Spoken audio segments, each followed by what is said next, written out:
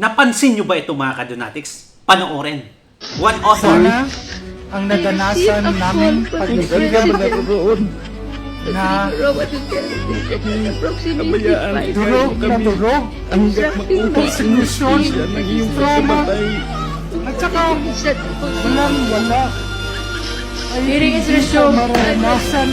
Maybe we can recognize first With the mayor having served as the station commander. Ang author niyan mga kadonatics ay eto. Panoorin nyo. Number 466 po, Madan Chair. Si Matubato! Si Matubato! Ayan. Cut! Ano ba yan, Madriaga? Walang Si Trillanes na isang bading. Ay nako, membro para ng LGBT ito si Trillanes. feeling. Diramadan ng taong bayan. Again. Number 466 po, Madan Chair. Si Madam Chire. Si Matubato pala. Cut! Ano ba yan, Madriaga? Walang feeling. Diramadan ng taong bayan. Ayan, si Trillanes pala mga kadonatics. anyway, part of the crew pa din pala si Matubato. Ay talaga mga kadonatics, dapat na si Las Cañas dyan, baka siya yung cameraman.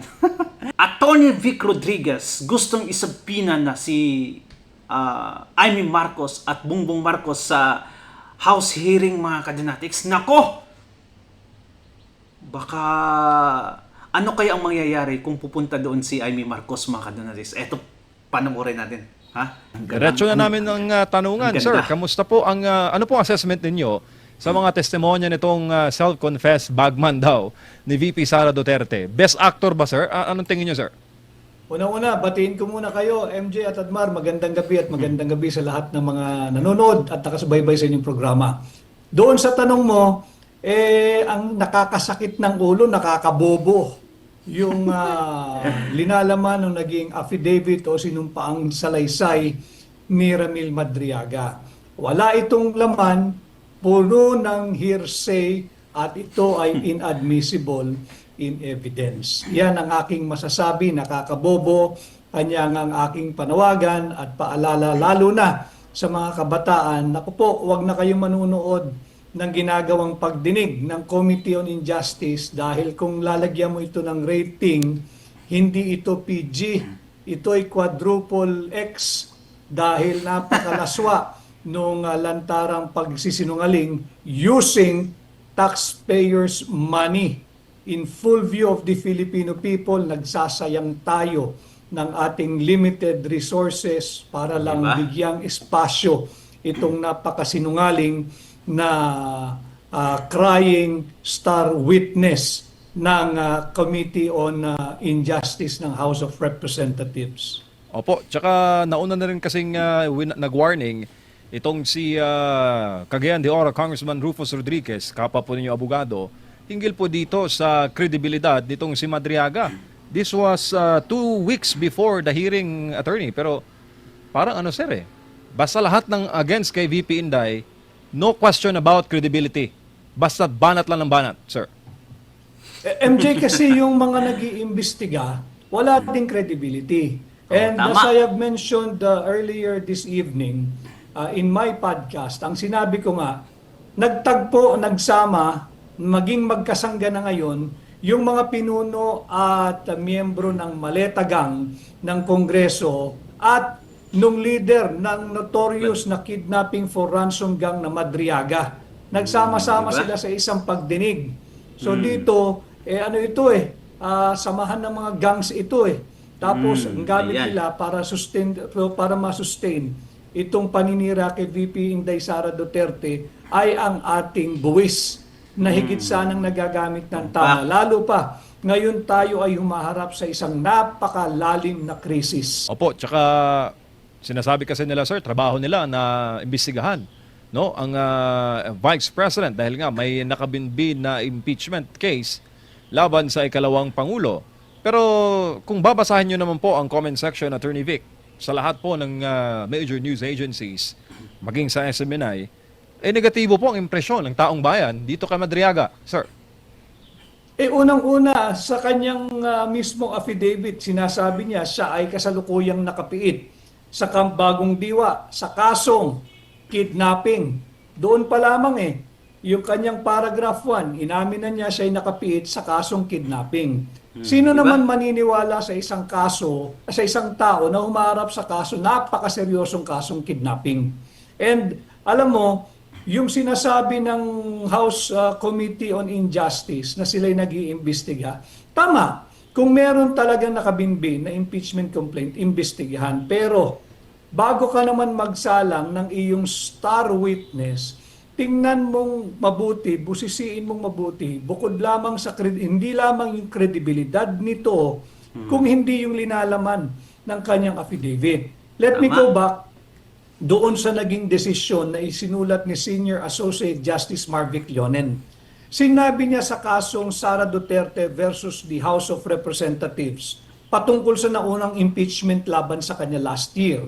Sinabi ng ating Korte Suprema, pagdating sa usaping impeachment, pagdating sa impeachment process, hindi lamang yung taong hinahabla, ini-impeach or si VP Sara ang under public scrutiny. Pag sumali ka sa impeachment process, yung complaint, affidavit complaint, yung complainant, yung mga testigo o tetestigo, yung mga nag-endorso ng impeachment complaint, pati na yung mga mag-iimbestiga ay pare-parehas na kayong under public scrutiny. Therefore, kinakailangan kayo ay mayroong kredibilidad. Pero itong nangyayari ngayon, inakusahang tumanggap ng mali-maletang pera yung karamihang miyembro ng Injustice Committee ni hindi man lang nag-leave o kaya ay nag-recuse o kaya ay hindi na sumali sa pagdinig, nariyan pa rin. Walang credibility yung ginagawang pagdinig na yan. Tsaka, sir, nabanggit rin itong agreement, no, na sinasabi nitong si Madriaga na meron dong sinabi sa kanya si former President Digong sometime in 2021 na yun nga, may mga planong pabagsakin, no, ang kasalukuyang administrasyon. Ang time frame po, 2021, 2022, maalala po natin, busy yun. Busy tayong lahat doon sa kampanya, sir. Tama, ito yung nasa paragraph 29 MJ, yung patungkol sa kanyang subheading na term sharing and destabilization effort.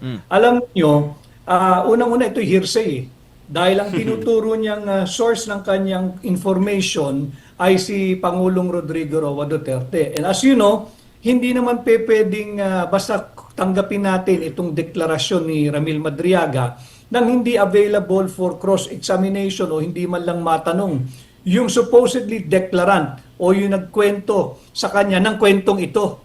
So yung kanya hearsay But be that as it may, pwede mong sugpinahan ngayon yung magkapatid na Marcos. Yan. Kasi dalawa dito binanggit si Bongbong at saka si Amy. Kanina nagsalita, I believe, hindi ko lang napanood at nalalaman yung buong buod ng kanyang sinabi. Subalit, I think there is already a disclaimer from Senator Amy Marcos na itong paragraph 29 na sinasabi ni Madriaga ay nangyari. So may denial na. Now, for the sake of fairness and clarity and due process and equal protection of the laws, marapat ipatawag ng House Justice Committee, subpinahan ninyo si Senadora Amy Marcos para makumpronta niya itong si Ramil Madriaga. Pangalawa, subpinahan ninyo si Bongbong Marcos kung totoo yung pagdinig ninyo para makumpronta niya o kumpirmahin niya yung sinasabi ni Ramil Madriaga na mayroon silang pagkakasunduan ng term agreement na with VP Inday. Dahil wala naman si VP Inday sa salaysay ni Ramil Madriaga pero yung dalawang magkapatid nariyan. So subpinahan nila. At pag yan naman ay kung yung pirma ni Bongbong Marcos, di kasuhan din nila si Bongbong Marcos for betrayal of public trust. Imaginein mo, you're courting the votes and support of the Filipino people for president. Yung pala may side dealings ka na hindi ka tatapos ng termino mo pagka ikay naging Pangulo. So may ipit na ipit itong affidavit na ito. Napakawalang kwentang script. Kung sino man ang sumulat nito, kinuha lang yung malaking bayad tiyak. Pero walang patutunguhan itong affidavit na ito. Do you think, sir, magbabackfire ito sa kampo ng Madriaga? Dako, backfire na. Backfire na. Butas-butas na ito. Yung kayong sinabi lang niyang painting yung mismong artist na ang nag-deny. Yung si Binibining Tanya Gaisano Lee, yung artist nung pinakitang painting, hindi ba? Sinabi niya, yan ay likha ko. Akin yan. Ako ang nagbigay kay Mayor Inday Sara Duterte nung si Mayor Inday Sara Duterte, mayor pa ng Davao City. How can you debunk that? Yung mismong lumikha nung painting ang nagsasabing akin yan, gawa ko yan. Ako yung artist niyan. So yung palang ipit na siya doon And then yung sinasabi niyang siya ay bahagi ng VP security group. Bakit hindi sumpinahan din naman yung dalawang colonel na binabanggit, si Colonel Lachica at saka yung I'm looking at the name now. I'm looking for the name now, MJ at Admar. Velasco. Colonel Nolasco. Thank you. Colonel Nolasco and Colonel Lachica. Again, for clarity, for balance, for objectivity, for fairness. Just do not give too much credit on this detainee and facing charges of kidnapping na binibigyan niya ang treatment parang gospel truth. And one more, before we move to another topic probably, binabanggit na rin niya sa panimula itong paragraph 9 niya that he was directed by PRD no less na magtrabaho bilang counterintelligence agent ng NSC. Kaka-resign lang naman today, hindi na busy ito. So pinahan ninyo si General Eduardo Anyo dahil I believe nung panahon din ng ni PRD aktibo sa security cluster si Ed Anyo at yung kanyang si General Hermogenes Esperon na naging National Security Advisor. Tanungin, talaga bang counterintelligence agent under your office, NSC, itong si Ramil Madriaga? Ayan. Po, sir, sapat na po bang ebidensya itong video greetings, birthday greetings ni VP kay Madriaga? Alam mo naman, MJ, 5-5 yan sa mga public personality. Di ba nare-requestan ka ng video? Sa amin, may malaking bagay yun dahil ibig sabihin may halaga yung pagbati mo. Lalo naman doon sa nagre-request. So normal yan. Walang pinapatunayan yan na tayo'y close o walang pinapatunayan yan na inner circle kita. Ito ay talaga namang bahagi ng buhay ng kahit na sinong public personality. So walang pinatutunayan yan. Opo, sir, bilang abogado, marapat ba na ipasabina ang bank records? Di ba, hindi pa hearing? Determination lang ng probable cause sa impeachment. Si Luis Tro, yung hepe ng Committee on Justice, is at a loss. Sinasabi niya, she's denying that they are conducting a trial or mini trial or baby trial or infant trial, kung ano man trial yan. At sila daw ay merely into investigative nature ng function ng komite. Pero yung pagsusubpina, bakit ka magsusubpina? Anong gagawin mo? So pag sinubpinahan mo at nabigyan ka ng kopya, you're going to make your own conclusion right there and then on the basis of the document that was presented to you. And before issuing any subpoena, I hope and I'm sure the banks, lahat ng malalaking bangko, maliliit na bangko, alam nila ito. Yung RA 1405, yung Bank Secrecy Law, what does it guarantee? It guarantees absolute confidentiality of bank transaction, bank records, bank accounts, Absolute. bank details of Grabe. any persons. Yan, malinaw yan. Unless of course with the following exception. Wala naman sa exception pa yung nagaganap ngayon. Yung investigation, ang nature ng ginagawa ng House is investigative in nature. Ang exception doon sa RA 1405, yung Bank Secrecy Law, yan ay kung meron kang waiver or consent ng depositor. Obviously, wala. Yung sinasabing in cases of impeachment, meaning it presupposes that there is already an article of impeachment transmitted to the Senate. And the one issuing the subpoena, whether it be subpoena ad testificandum or subpoena duces tecum, is the Senate sitting as the impeachment court, not a committee, not at the committee level, and trying to establish probable cause.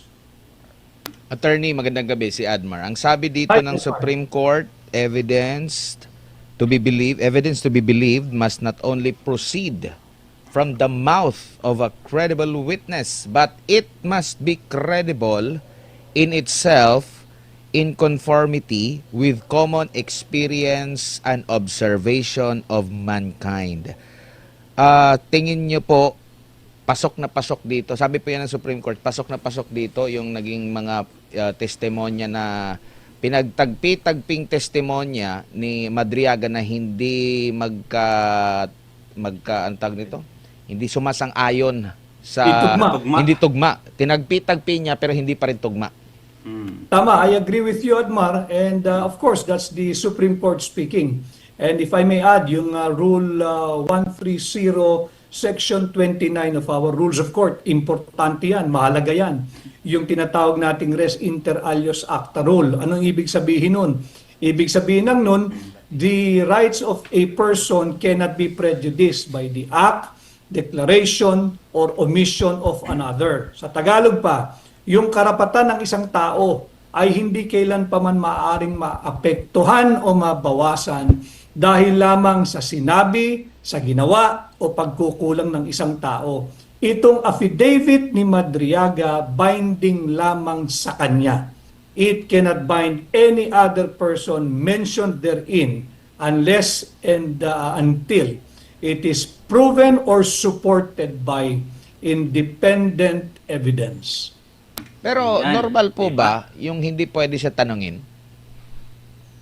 Hindi pwedeng hindi tanungin dahil nga kahit sa pamilyar naman halos lahat ng Pilipino pagdating sa piskalya, pag nagkakademandahan, pag may kaso, nagtatanong din naman yung piskal. Pero hindi para gumawa ng hatol, kundi para lang ma-establish niya kung credible ba o hindi yung nagdedemanda at yung tumatanggi na sa demanda, at para lang din makita niya credible ba yung demanda o hindi. Nang sa ganoon, makabuo siya ng kanyang sariling opinion kung dapat bang ituloy ang kaso, magkakaroon ba ng probable cause to warrant the filing of a case in court or its outright dismissal. Opo, kasi parang yun yung kasi kung tatanungin mo raw siya, parang inagaw na raw nila yung posisyon ng Senado. Hindi pa ba nila inagaw yung posisyon ng Senado dito, Attorney? Actually, what they're doing is unconstitutional. That is why nagsampa kami ni Attorney Israelito Torion ng kaso sa Korte Suprema. We are invoking Rule 65 of the Rules of Court, yung petition for certiorari and prohibition. Ano ho yung linalaman? Para lang maiksi. We went to the Supreme Court asking for the Supreme Court to invoke its right na hindi dahil mas mataas sila sa co-equal branch ng pamahalaan, kung hindi humihingi kami for the Supreme Court to allocate constitutional boundaries and prevent this continuing pernicious, malevolent, unconstitutional, unlawful, grave abuse of discretion amounting to lack or in excess of jurisdiction being committed every single day pag nagpapatuloy itong proceedings na ito diyan sa mababang kapulungan, specifically the Committee on Justice. Opo. Yung naratibo na pinapakita pa rin nila yung bakante na upuan. May pinapakita pa na rin doon sa live parang ipinapamukha nila na umiiwas ang pangalawang Pangulo. Hindi pa ba sapat yun? Sa tingin nyo po, hindi pa ba sapat yung ad cotelem ng pangalawang Pangulo na hindi kami makikiisa kasi kini-question nga namin yung jurisdiction? Baka pwede nyo nang, kung gusto nyo 'Di ba sa piskal pag hindi nagpakita yung inaakusahan, iaakyat na niya ito sa korte po, attorney. Pero ang ginagawa nila parang pinapatagal pa. Tama. Sa piskalya, pag hindi dumiting yung respondent, hindi naman nangangahulugan na talo siya. Tapos na, submitted na yung kaso for resolution. At doon mag-iisip na yung piskal, baka naman kaya hindi sumipot itong dinedemanda dahil walang kakwenta-kwenta itong demanda. Ganito rin Tama. yung naging posisyon ng mga lawyers ni VP Inday Sara dyan sa impeachment proceeding. She is not waiving her right to reply. Ngayon, malinaw din sa desisyon ng Duterte versus House of Representatives ang karapatan ng akusado kung magpapakita siya, dadating siya sa pagdinig sa mababang kapulungan o hindi. Walang problema yon, sinabi ng korte, karapatan niya yon. Kung gusto niya magkita-kita na lang sa Senado, di sa Senado na lang siya magpapresenta ng kanyang ebidensya. And you cannot deprive VP Inday Sara of that right, of her right, kung naniniwala siya na yung ginagawa ng House Justice Committee, cooking show lang naman yan eh. Lutong-luto na eh. Kitang-kita naman natin sa committee level. But to be fair to the entire members of the House of Representatives, ibang usapan pagdating sa plenaryo. Will they be able to muster enough votes to transfer the complaint and convert it into an article of impeachment papuntang Senado? I'm sure hindi lang taong bayan ang nagmamasid. Pati yung mga kapwa nila kongresista, pinagtatawanan na rin itong pagdinig na to dahil obvious naman, this is a hatchet job, a clear demolition job against Vice President Inday Sara Duterte. 'Di ba ang Kamara ay magsisilbing piskal dito po? 'Di ba sa usual po ang piskal hindi naman yan magtatanong kung anong remedying ginawa ng mga respondent or yung mga inaakusahan or yung naakusahan. Halimbawa, kagaya nito instance na nagpasaklolo sila. Ang ginawa pa nagbibigay pa ng mga komento at hindi na lang hayaan kung alam naman nila na karapatan ng bawat isa. Hindi lang si VP Sara, pati nga sila, dumudulog nga rin yan sila sa Korte Suprema, attorney. Tama yun. You cannot compel kung ano man. Alam mo, yung impeachment complaint should rise and fall according to its own merit. Ang ginagawa nila, issue ng subpoena rito, issue ng subpoena riyan, pinupunan nila yung kakulangan ng patunay o ng ebidensya o ng patibay. Hindi pwedeng ganun. Yung impeachment complaint, dapat yan titindig base sa sarili niyang lakas. Pagka mahinang-mahina yan, hindi mo pwedeng ayudahan. Pero alam naman natin ang kultura sa ilalim ng Marcos administration at ng kanyang mga alyado at ng kanyang aparato ng korupsyon, nasanay sa ayuda Tama. Pati yung mahinang impeachment complaint, gusto nilang ayudahan ng additional evidence sa pamamagitan ng pag-i-issue ng subpoena. Opo. At nakikita nyo rin po ba na maaring dagdagan pa yung kaso or maaring paglabag dito po sa kanilang ginagawa? Kumbaga may lalapit pa ulit sa Korte Suprema, sa side din po ng kampo ni VP Sara patungkol dun sa perjury against Madriaga. Do you think may needed pang idagdag para lumakas pa ang kaso laban dito sa kanilang ginagawa, attorney? Actually, inaantay na lang natin ang magiging positibong aksyon ng Korte Suprema. Remember, yung hindi kahinaan yung naging desisyon ng Korte Suprema in reference to the multiple petitions filed before them. What the Supreme Court did was simply to exercise judicial restraint. Ano yung judicial restraint? Alam naman natin na co-equal branch ang executive, ang judiciary, at ang legislative. So, hindi agad-agad na pangkaraniwang agad-agad mag-i-issue ng TRO o injunction ang Korte Suprema laban sa kanyang co-equal branch. Tama yung ginawa niya, judicial restraint, binagyan ng non-extendable period of 10 days to answer itong mababang kapulungan. But it doesn't mean mahina o talo yung mga petitioners, kagaya ko. Buhay yung kaso. Ang maganda rito, ibig lang sabihin, nagmamasid ang Korte Suprema. A co-equal branch is now watching over the proceedings now that is happening diyan sa mababang kapulungan. And I think after 10 days, the Supreme Court will not hesitate to strike down all the abusive and excessive exhibition of powers nitong mababang kapulungan.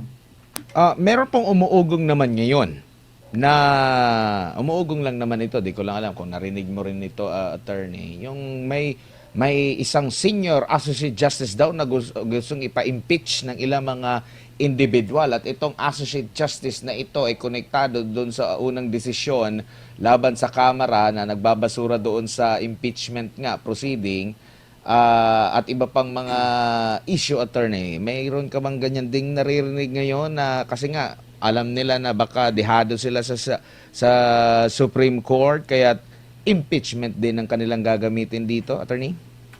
Well, may naririnig tayong ganyan, but I think yan ay pananakot lamang. Obviously, it's meant to intimidate the honorable justices of the Supreme Court to decide on their favor. I mean, on the favor in favor of the House of Representatives. Otherwise, i-impeach namin kayo. But hindi naman ganun kabababaw mag-isip yung mga mahistrado natin sa Korte Suprema. At hindi takot ma-impeach yung mga yan. They know that it will not fly, it will not be successful, it will not succeed. Yan ay pananakot lamang mula sa mga goons dyan sa House of Representatives. Opo, huli na lang, balikan ko lang yung term sharing. Kayo po ay naging tagapagsalita na ng ating presidente noon, kahit pa nung tumatakbo siya bilang vice president. Yung nabanggit ni Senadora Amy, well, ang Malacanang, sinabi ng Malacanang, walang ganun, no? Na nangyari na term sharing. Pero yung sinabi ba na timeline ni Senadora Amy Marcos kung paano sinuyo hanggang sa nagkatande mula sa panunuyo hanggang sa nag-approve si pangalawang Pangulo ngayon, Vice President Sara Duterte, yun talaga ang nangyari sa pagkakaalam niyo po, attorney? To be honest with you, hindi ko napanood yung kanyang buong interview. And even kung napanood ko man at narinig ko yung mga timelines niya, kanya yun. Because I was never part of that pag-uusap. Yung kung ano man ang nangyari noon, I was just focused on building the machinery for the presidency. Pero yung usapan na sinasabi ni Senadora Amy, I'm out of that loop. Hindi ko alam yung mga araw na binabanggit niya.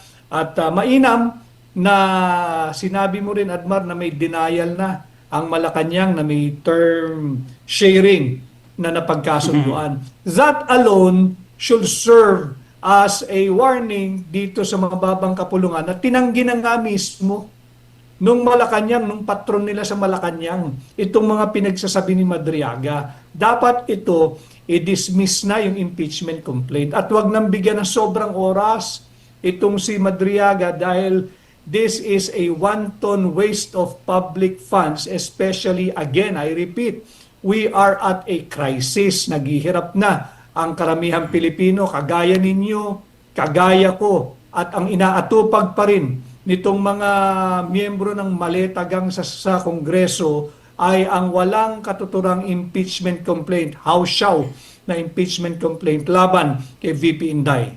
Opo, sir, tingin po ninyo, itong naratibo ng term sharing, para sirain po ang kampo ng Duterte, ni VP Sara, at ang kampo ng administrasyon, para sabihin ng taong bayan, una tayong bumoto sa mga yan, pare-pareho lang sila, para po bigyang iklaro, kumbaga i-clear ang space para po sa 2028 presidential elections, lalo na po may nagpaparinig ngayon ng third force daw na siyang babasag sa Duterte at sa kung sino man ang pambato ni Marcos Jr.